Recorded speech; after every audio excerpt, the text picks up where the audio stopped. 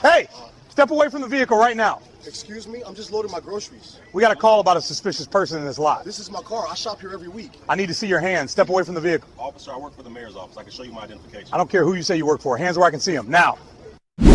Hey, step away from the car right now. The command cut through the quiet afternoon air of the grocery store parking lot. A man in his early 40s paused mid-motion, a brown paper grocery bag still balanced in his hands as he turned slowly toward the voice.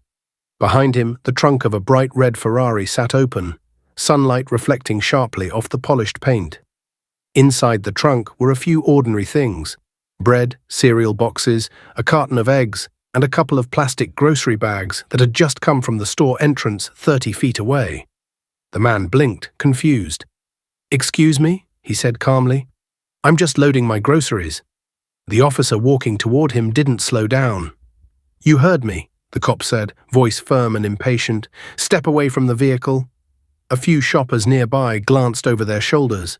Shopping carts rattled across the asphalt as people moved toward their cars, but the tension in the officer's voice made the moment stand out like a crack of thunder in an otherwise ordinary afternoon. The man gently set the grocery bag down in the trunk and turned fully toward the officer. "Is there a problem?" he asked. The officer stopped about 10 feet away, his posture stiff, one hand resting close to the equipment belt on his hip. "Someone called in a suspicious person in this lot," the officer said. "Now I need you to step away from the car." The man looked briefly at the Ferrari, then back at the officer. "This is my car," he said evenly. "I live 2 blocks from here. I shop here every week." For a moment, neither man moved. Then the officer's tone hardened. "I need to see your hands," he said. Step away from the vehicle." The man slowly lifted one hand, palm open, careful and deliberate. "Officer," he said calmly, "I'm going to reach into my jacket and show you my credentials." The officer's expression changed instantly. "Don't reach for anything," he snapped. A few more people had started watching now. Phones were beginning to come out. The officer took another step closer. "Hands up," he said louder. "Now." For the man standing beside the Ferrari, the afternoon had just taken a turn that no one in that parking lot, not the shoppers, not the people recording, and certainly not the officer barking orders, fully understood yet. Because what Officer Daniel Harris believed he was looking at in that moment was a suspicious man near an expensive car. But what he was actually looking at was a mistake that would soon spiral into a career-ending disaster.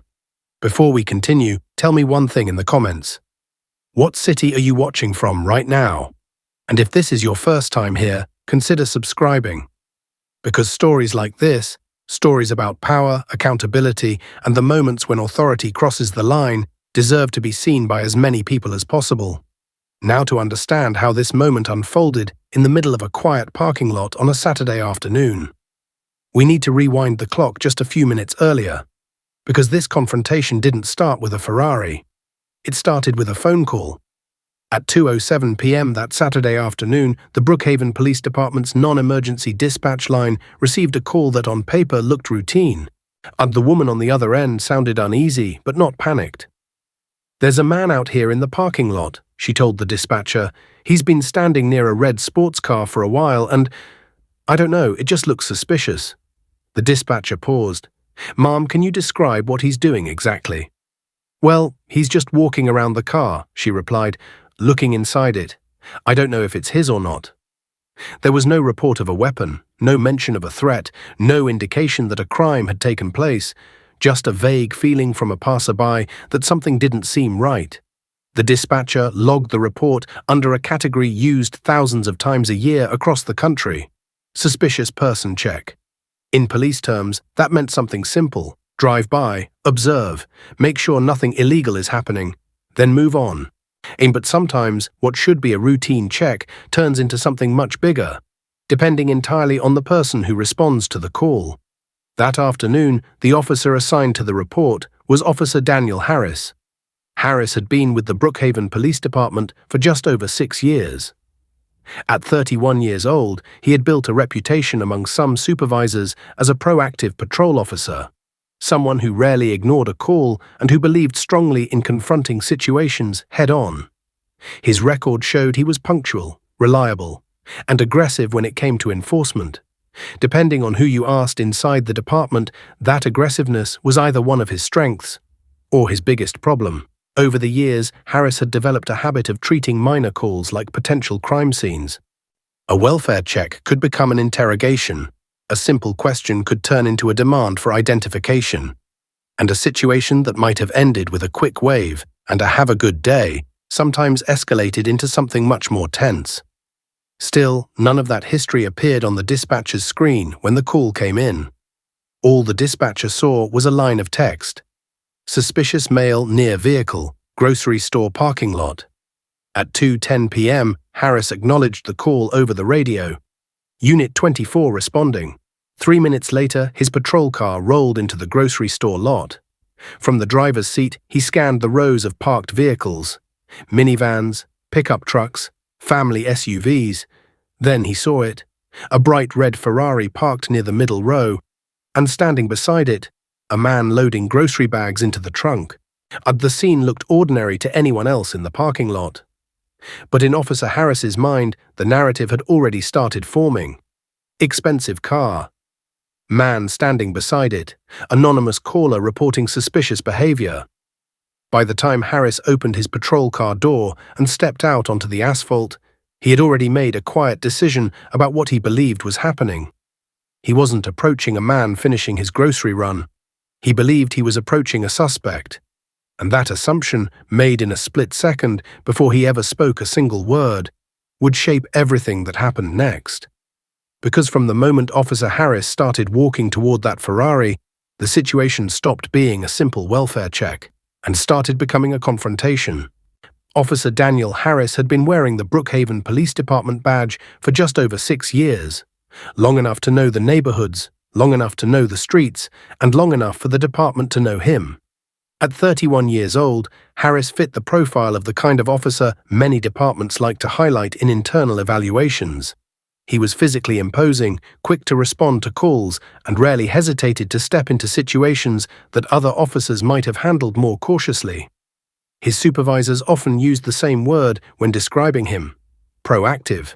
In law enforcement culture, proactive policing is usually seen as a positive trait. It means an officer doesn't simply wait for crimes to happen, but actively looks for suspicious activity before something goes wrong. But proactive policing also carries a risk. Because when an officer begins looking for trouble everywhere, it becomes easier and easier to start seeing it where it doesn't exist. Over the years, Harris had built a reputation among some of his fellow officers as someone who trusted his instincts more than anything else. If something felt wrong, he acted on it. If someone looked suspicious, he stopped them. To Harris, hesitation meant losing control of a situation. And control was something he never liked giving up. Inside the department, a few supervisors had quietly raised concerns about how quickly Harris escalated routine encounters. Several internal reports described similar patterns: traffic stops that became prolonged interrogations, routine identity checks that turned into confrontational exchanges, and situations that began as minor calls but ended with raised voices and tense standoffs. None of the reports alone had been serious enough to trigger formal discipline. Instead, they were filed away in internal documentation, notes that suggested Harris sometimes struggled with what one supervisor described as calibrating his response level to the actual threat present. It was bureaucratic language for a simple reality.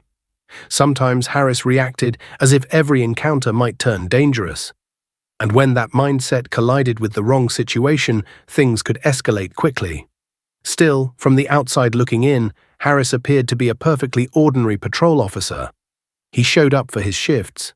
He responded to calls. He wrote his reports. And like thousands of other officers across the country, he drove through the same neighborhoods every day, believing he understood the patterns of the community he served. That belief, that instinctive sense of knowing who belonged somewhere and who didn't, can be powerful. It can also be dangerously misleading. On the afternoon of that grocery store call, Harris pulled into the parking lot with the same mindset he had used for years. He scanned the rows of cars, families unloading groceries, shoppers pushing carts, children climbing into back seats. Then his eyes landed on something that stood out from the rest: a red Ferrari, and beside it a man loading grocery bags into the trunk. To most people in the lot, it looked like an ordinary errand. But to Harris, something about the scene didn't match the story he had already built in his mind. And once that idea took hold, and he didn't question it, he acted on it. Because in Officer Harris's version of the situation, the next few minutes weren't going to be a conversation. They were going to be an investigation. 10 minutes earlier, the man standing beside the red Ferrari had walked out of the grocery store with a cart full of ordinary things. Bread, milk, cereal, a bag of apples. It was the kind of quick weekend grocery run that happens every day in every neighborhood across the country. Nothing unusual, nothing dramatic. Just a man finishing an errand before heading home. He pushed the cart through the sliding glass doors and into the parking lot. The warm afternoon air hitting him as he stepped outside. The sky above Brookhaven was a pale, cloudless blue, and the steady rhythm of a Saturday afternoon filled the space around him. Shopping carts rattled across the asphalt. Car doors opened and closed. Somewhere in the distance, a child laughed as a family loaded groceries into the back of an SUV. He walked calmly toward the middle row of the lot where his car was parked. The red Ferrari stood out immediately among the surrounding vehicles. Between the minivans and pickup trucks, the low, sleek sports car looked almost out of place. But to the man walking toward it, it was simply his car. He reached the vehicle, pressed the key fob, and the trunk popped open with a soft mechanical click.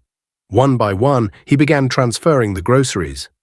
A carton of eggs placed carefully against the side. A bag of produce set near the back. A box of cereal stacked on top. His movements were unhurried, methodical. To anyone watching, there was nothing about the scene that suggested urgency, danger, or even mild concern. Just a man finishing a routine chore. But routines can be fragile things. They depend on the quiet assumption that the world around you will behave the way it usually does. On that afternoon, that assumption lasted exactly as long as it took for a police cruiser to enter the parking lot. At first, the man didn't pay much attention.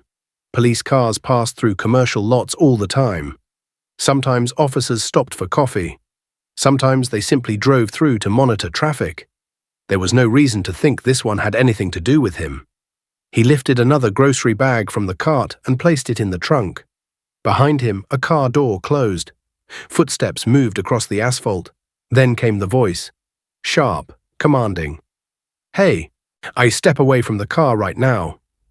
The man froze for a brief moment, the words registering slowly.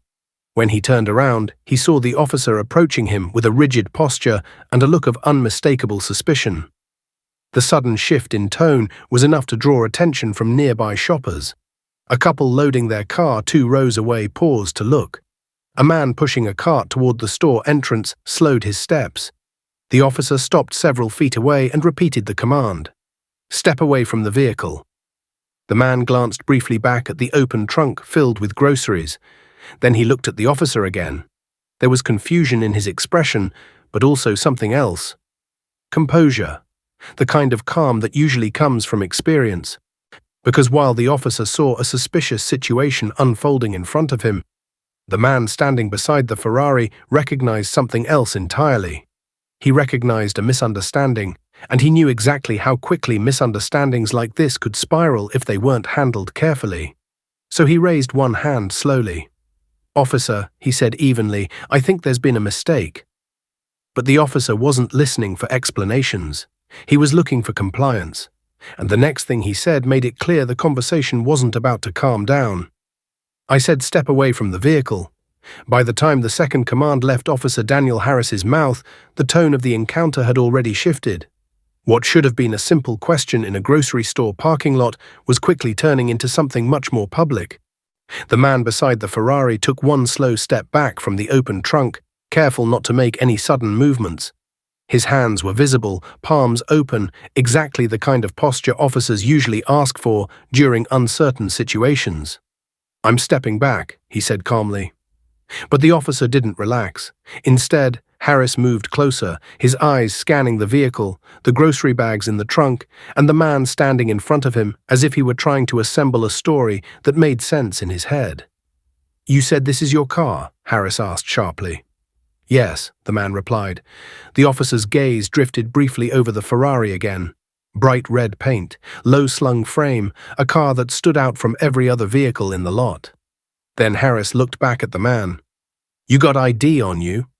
"I do," the man answered, but before he could move, the officer held up a hand.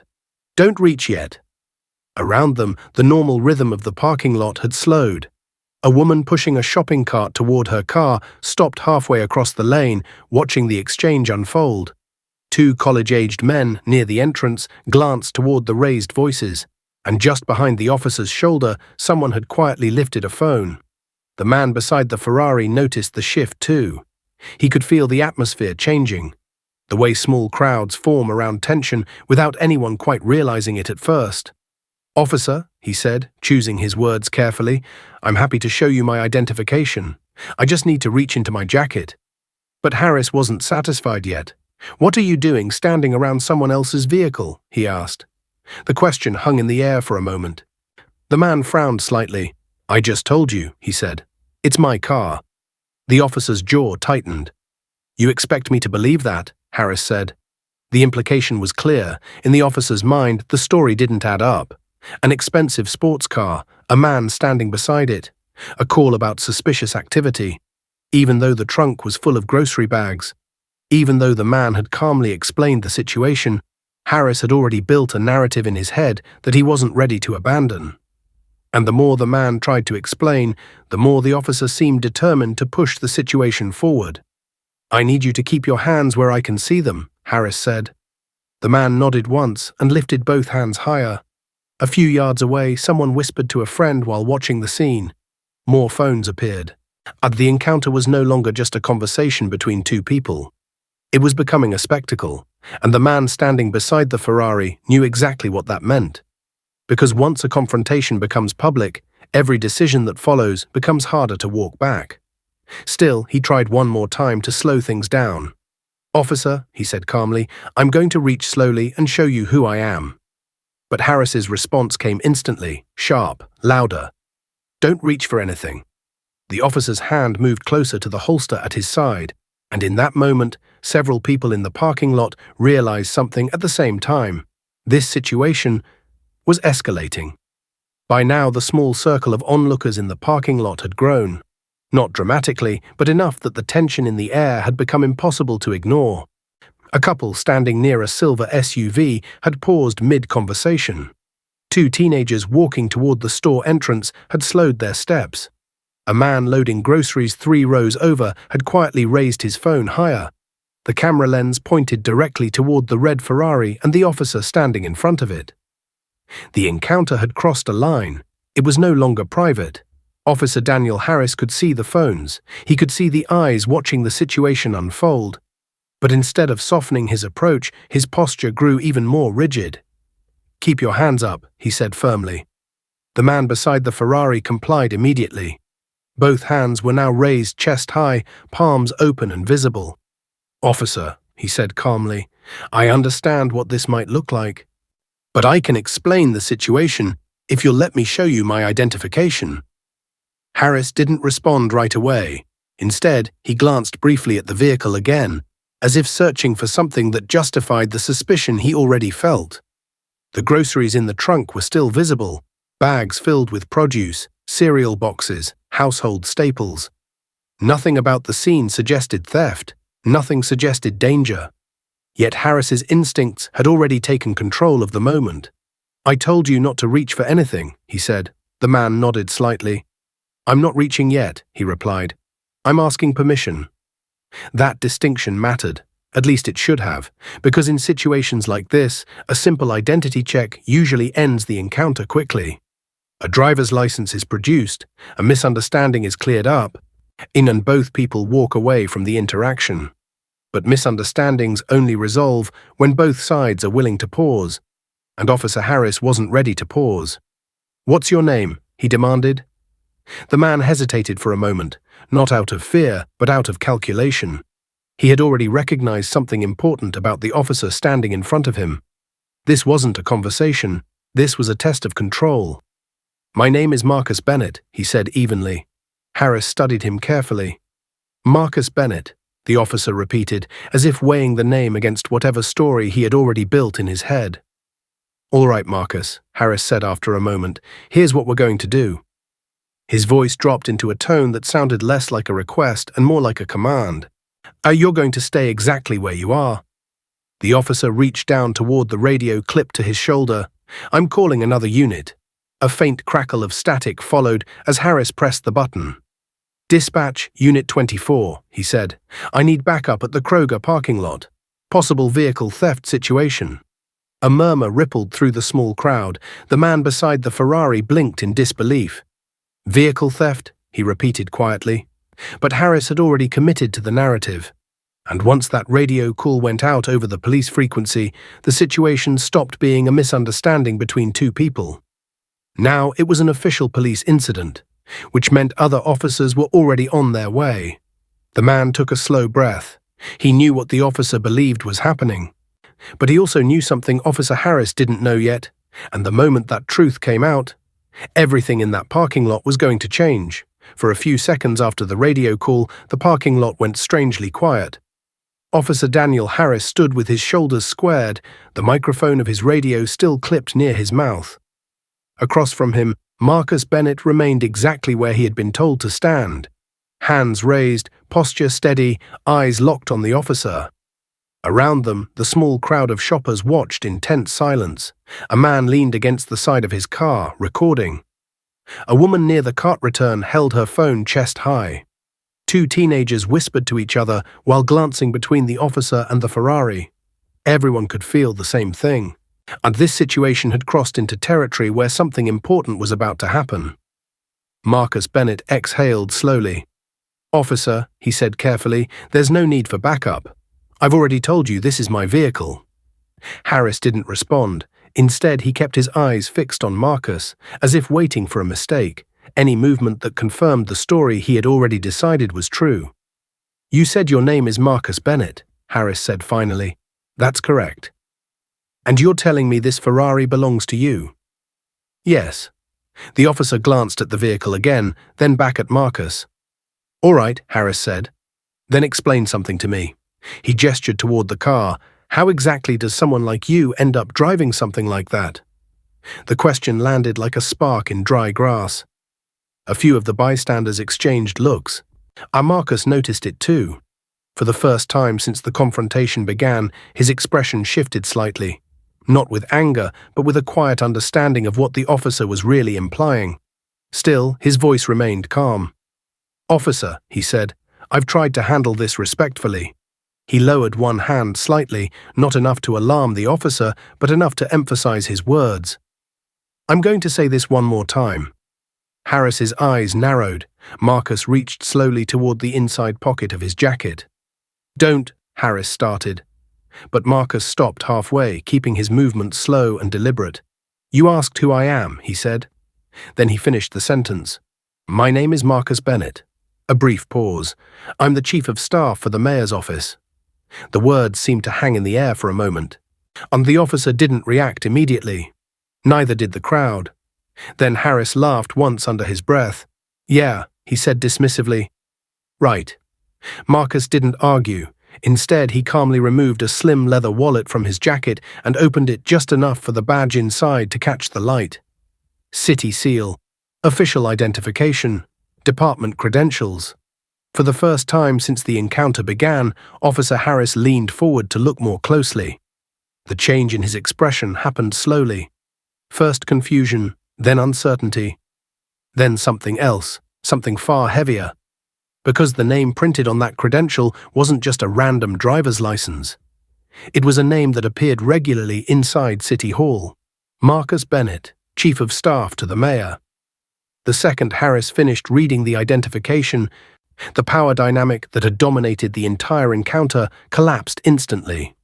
The officer straightened, his shoulders stiffened, and the confidence that had fueled his commands just minutes earlier began to drain away. Around them, the crowd realized what had just happened. Phones tilted closer, whispers spread through the small group of witnesses. Officer Harris had not just stopped the wrong person. He had publicly accused and detained one of the most connected officials in the entire city. And now every person standing in that parking lot was watching the moment he realized it. If you've ever seen a moment like this unfold in real life, where authority suddenly realizes it made a serious mistake, tell me in the comments. Because what happened next would determine whether this situation quietly ended or exploded into something far bigger. And within hours, the entire city would find out which one it became. For several seconds after reading the credential, Officer Daniel Harris said nothing. The silence itself was noticeable. Only minutes earlier, his voice had filled the parking lot with sharp commands and accusations. Now the officer stood still, staring at the open identification wallet in Marcus Bennett's hand. Marcus didn't move. He didn't lower his voice. He didn't step closer. He simply held the credential where the officer could see it clearly. City seal, official identification. The title printed beneath the name was unmistakable. Chief of Staff, Office of the Mayor. Harris blinked once, and as if trying to process the words a second time. The crowd surrounding the scene had grown larger now. Some people had stepped closer out of curiosity, while others remained near their cars with phones raised, recording every moment. One man muttered quietly to someone beside him, "That's City Hall." Another person whispered, "Wait, did he say Chief of Staff?" The atmosphere shifted again, this time away from confrontation and toward something closer to disbelief. Harris straightened his posture. His earlier confidence was gone, replaced by a tight, controlled stillness. "You work for the mayor?" he asked. Marcus closed the credential slowly and slipped it back into his jacket pocket. "Yes," he said evenly, no anger, no raised voice, just a simple confirmation. The officer glanced around the parking lot, and for the first time he seemed to notice what had been building around him during the confrontation. Phones, cameras, people watching from every direction. The realization hit him in stages. First the mistake, then the audience, then the understanding that whatever happened next might not stay contained inside this parking lot, because someone in the crowd had already tapped a screen. Somewhere nearby, a video file had just been saved, and within minutes, that recording would begin moving from one phone to another. At first, it would be shared privately, a text message, a group chat, a short clip sent to a friend with the words, "You need to see this." But videos like that rarely stay private for long. By the end of the afternoon, the footage from that grocery store parking lot had made its way onto social media. And a 30-second clip showing the moment an officer loudly accused a man of standing near a car that wasn't his. Another angle showing the red Ferrari, the raised hands, and the crowd forming around the confrontation. And then the moment that changed the tone of the entire clip. The quiet statement from Marcus Bennett. "I'm the Chief of Staff for the Mayor's office." Within hours, thousands of people had seen the footage, then tens of thousands. Local journalists began asking questions. City Hall staffers started making phone calls. And inside the Brookhaven Police Department, supervisors were already reviewing the video frame by frame. Because once a story like that begins circulating publicly, it stops being just another police call. It becomes something else entirely. It becomes a political problem. And for Officer Daniel Harris, the consequences of that afternoon were only beginning to unfold. By the next morning, the video had moved far beyond the grocery store parking lot where it began. Local news stations were already replaying the footage. Short clips showed the red Ferrari sitting in the center of the parking lot, grocery bags visible in the trunk, while Officer Daniel Harris questioned the man standing beside it. Another segment captured the moment Marcus Bennett calmly identified himself as the mayor's chief of staff. The clip was only a few seconds long, but it was enough. Inside the Brookhaven Police Department, the situation escalated quickly. Department supervisors had already seen the same footage circulating online. By mid-morning, an internal review was underway, and Officer Harris had been called into headquarters to explain what had happened. The central question was simple: why had a routine welfare check escalated into a public confrontation? Body camera footage provided the first answers.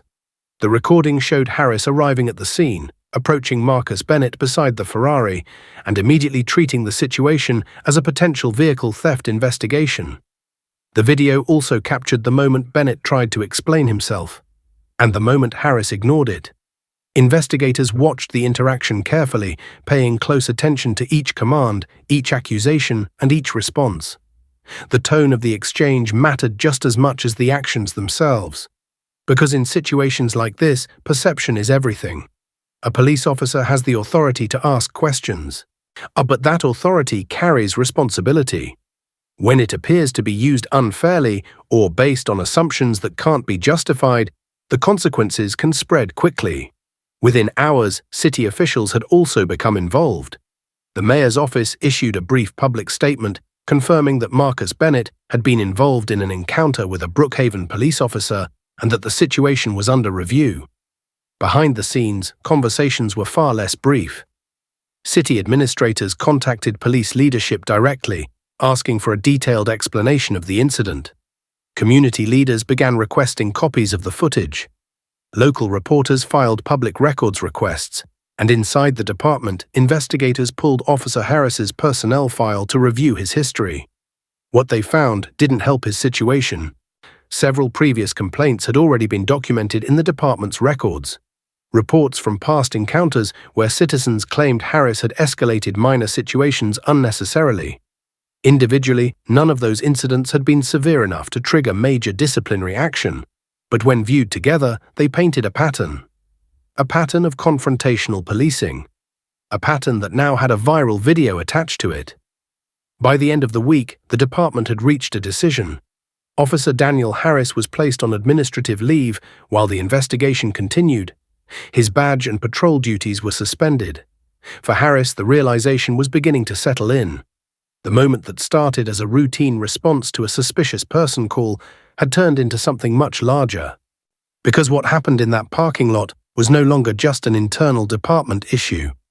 It had become a public example of a question communities across the country were already asking. How often do simple misunderstandings turn into something worse? And how often does the system actually hold someone accountable when they do? The answer to that question would determine how this story ended. In the days following the incident, the video from that grocery store parking lot continued to spread. What began as a short clip shared between a few witnesses quickly turned into a full story circulating across local news networks, community forums, and social media platforms. Each replay showed the same sequence of events: a man calmly loading groceries into the trunk of a red Ferrari, an officer approaching with suspicion, and the moment that changed everything. I'm the chief of staff for the mayor's office. For many people watching, the story was about more than just one encounter. It raised larger questions about assumptions, authority, and how quickly routine police interactions can escalate when those assumptions take control. Inside the Brookhaven Police Department, the investigation moved quickly. Internal reviewers examined body camera footage, radio transmissions, and the timeline of events from the moment Officer Daniel Harris received the dispatch call to the moment the video began circulating online. Supervisors also reviewed Harris's history within the department. Several prior complaints, once treated as isolated incidents, now carried new weight when viewed alongside the public confrontation that had just occurred. Within 2 weeks, the department announced its final decision. Officer Daniel Harris was formally terminated from the Brookhaven Police Department. The official report cited unprofessional conduct and failure to properly assess the situation before escalating the encounter. The department also introduced new training requirements for officers responding to low-risk calls, including additional guidelines for handling suspicious person reports and verifying vehicle ownership before assuming criminal activity. For Marcus Bennett, the situation ended differently. In a brief public statement, he addressed the incident with the same composure he had shown in the parking lot. I appreciate the department taking the situation seriously, he said, but the goal should always be making sure these situations don't happen in the first place. The grocery store parking lot returned to its usual routine not long after. Cars came and went, shoppers loaded groceries into their trunks. And the red Ferrari was just another vehicle passing through the area. But the story that unfolded there stayed with the community long after the asphalt cleared, because moments like that reveal something important about how systems work. They show how quickly authority can turn into assumption, and they show how powerful accountability can be when people are watching. If you think situations like this deserve more transparency and accountability, share this story so more people can see it. And I'm curious to hear your perspective. What do you think departments should do when officers repeatedly escalate situations like this? Should training be enough, or should stricter consequences come sooner?